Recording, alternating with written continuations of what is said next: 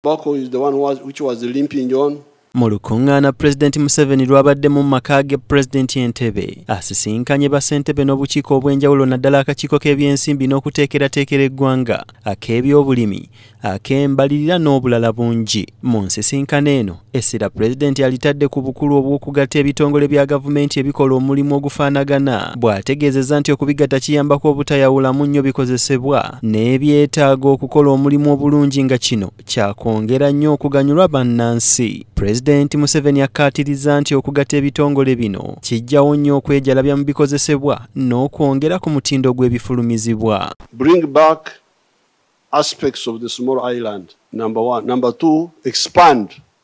them. But number three, diversify. Mu lukungaana lwabaddemu n'obukiiko bwa paalamenti obw'enjawulo, Pulezidenti ayagala ekitongole ekivunaanyizibwa ku mmwanyi mu ggwanga ki Uganda Coffee Development Authority kibeere nga kiri wansi wa Minisitule y'ebyobulimi. Coffee Development Authority has helped us to generate the quality. So, but you concluded it well when you said we must have maybe a certain kind of organization that can look at these selective enterprises, which we can call the Strategic Enterprise Authority of sorts, that looks at the demand globally and regionally and be able to generate these according to standards. Like, for instance, a coffee to be accredited to the international market,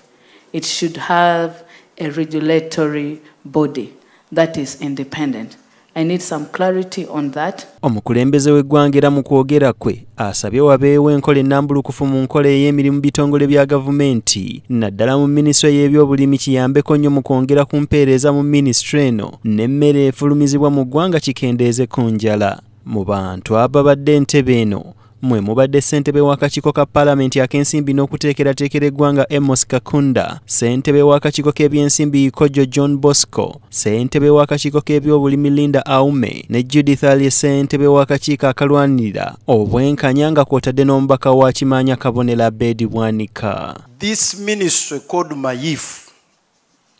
has no capacity to handle the coffee industry. They are ever traveling, they are looking for workshops, allowances, they are not in offices, they are not on the ground, they cannot handle this industry. The coffee industry is a business industry.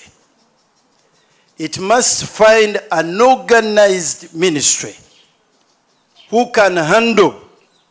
their issues. Mu bakungu ba gavumenti ababadde mu nsisinkano eno kwe kuli Ssaabaminisita w'eggwanga Robinah Nabbanja Musafiri, Ssaabawolereza wa gavumenti Kiryowa Kiwanuka n'abalala bangi abakwatibwako ensonga. But before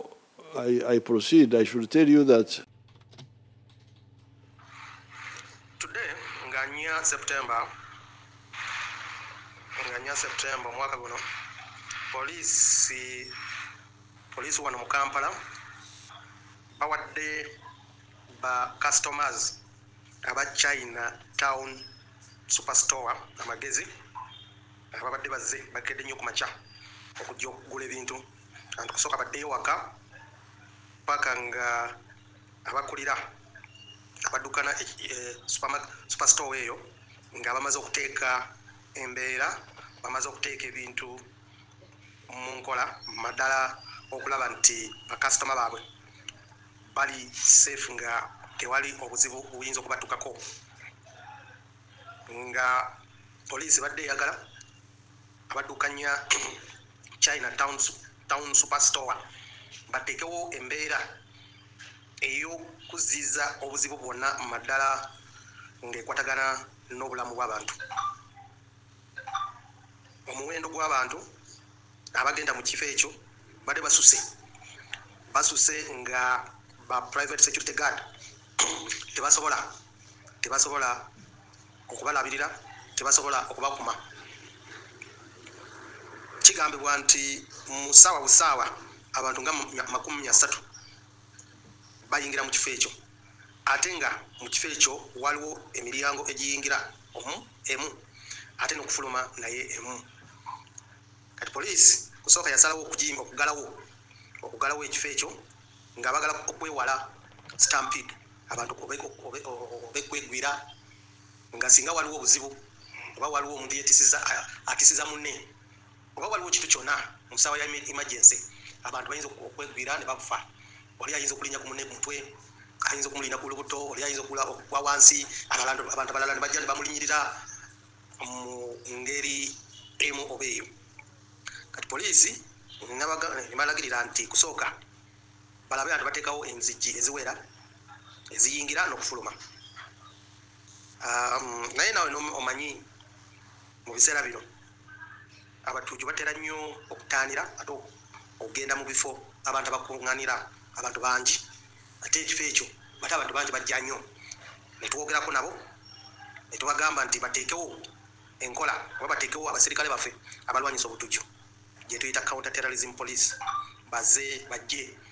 bagezeko okulaba nti singa waliwo obuzibu bw'obutuuju bajja kuzizza obuzibu obwo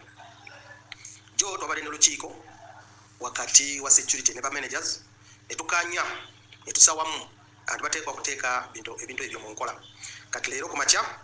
olukiiko luno lugendereddwamu okumalawo obumenyi bw'amateeka obukudde ejjembe ku byalo ebyenjawulo ng'abatuuze babadde basussizza nnyo okukaaba amaziga olw'abakyala kimpadde bano bagenda ku bitundu ebyenjawulo ne batandika okutigomya abatuuze ng'abamu bali mu malwaliro ate abalala bo baasigaza biwundo kati alabika ali ku kitanda oba wali